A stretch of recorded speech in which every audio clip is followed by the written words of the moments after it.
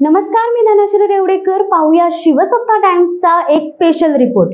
1 जानेवारी 2024 ला नव्या वर्षाची सुरुवात झाली आणि पुणे शहर आदरले ते म्हणजे एका हत्येच्या घटनेने.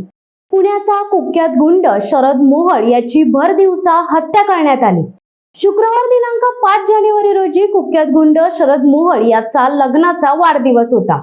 वाढदिवसा दिवशी शरद मोहोळ आपल्या पत्नीसोबत दगडूशेठच्या दर्शनासाठी चालला होता.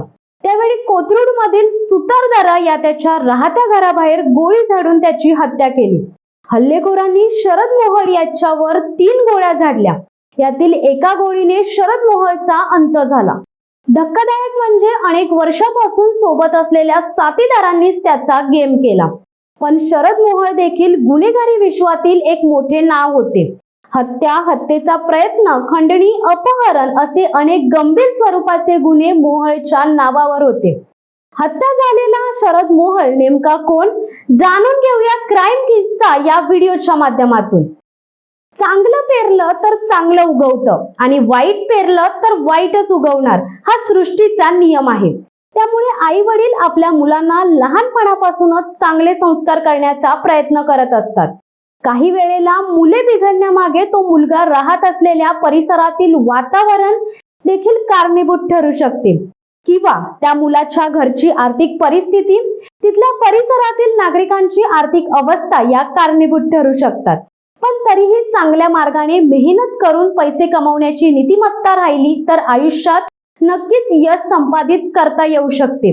इतकं सोपं हे जगणे आहे. प्रत्येकाच्या नशिबात संघर्षाशिवाय दुसरे काही असू शकत नाही. पण काही जण अराजकतेची वाट पकडतात, नको त्या दिशेला आकर्षित होत जातात आणि आयुष्याचे वाटोळे करून बसतात. यांसारख्या अनेक कारणामुळे गुन्हेगाराचा जन्म होतो. हा गुन्हेगार गुन्हेगारी विश्वात हैदोस माजवतो, कित्येकांचा जीव घेतो, अपहरण करतो, खंडणी वसूल करतो आणि शेवटी त्याचा अंत देखील तितकाच वाईट होतो. पुण्यातल्या टोळी युद्धाचे वास्तव सांगणारा मुळशी पॅटर्न चित्रपट सर्वांनी पाहिला आहे. आता हे टोळी युद्ध चर्चेत येण्यामागचे कारण म्हणजे पुण्यातला कुख्यात गुंड शरद मोहोळची झालेली हत्या. शरद मोहोळची पुण्याच्या कोथरूड परिसरात दहशत होती, पण याच कोथरूड मध्ये दहशत असलेल्या त्याच्याच भागात त्याचा अंत झाला. शरद मोहोळ हा मोहोळ गँगचा म्होरक्या होता. पुण्यात 2006 मध्ये गुंड संदीप मोहोळ याच्या हत्येनंतर शरद मोहोळ हा मोहोळ गँगचा म्होरक्या बनला होता. पुण्यातील कुख्यात गुंड शरद मोहोळवर खून, दरोड्यासह अनेक गुन्हे दाखल होते. पिंटू मारणे यांच्या हत्येप्रकरणी पोलिसांनी त्याला अटक केली होती. या प्रकरणात तो जामिनावर होता. जुलै 2022 मध्ये शरद मोहोळ याला पुणे जिल्ह्यातून 6 महिन्यांसाठी तडीपार देखील करण्यात आले होते. बाईकवरून आलेल्या हल्लेखोरांनी शरद मोहोळ याच्यावर 3 गोळ्या झाडल्या. यातील एका गोळीने शरद मोहोळचा अंत झाला होता.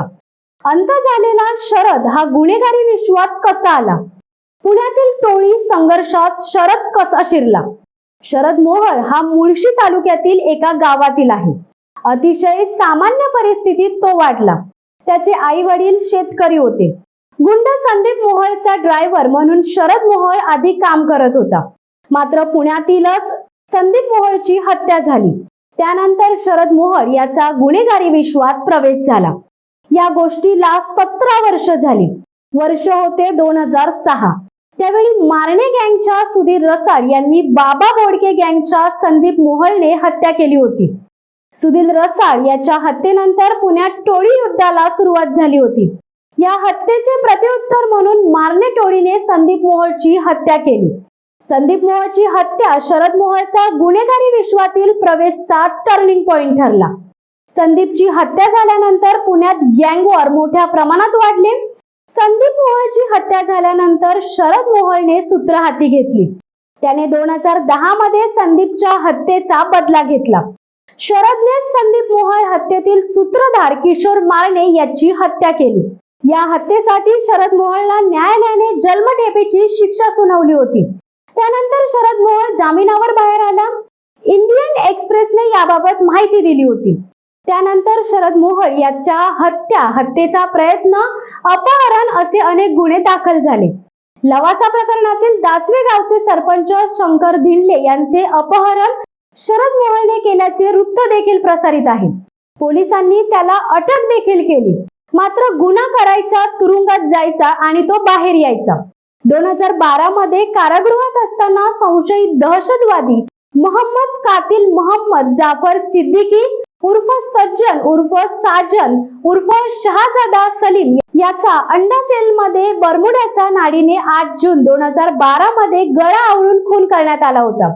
या प्रकरणी पोलिसांनी कुख्यात गुंड शरद पवार, हिरामन मोहोळ आणि आलोक शिवाजीराव भालेराव यांच्यावर गुन्हा दाखल केला होता.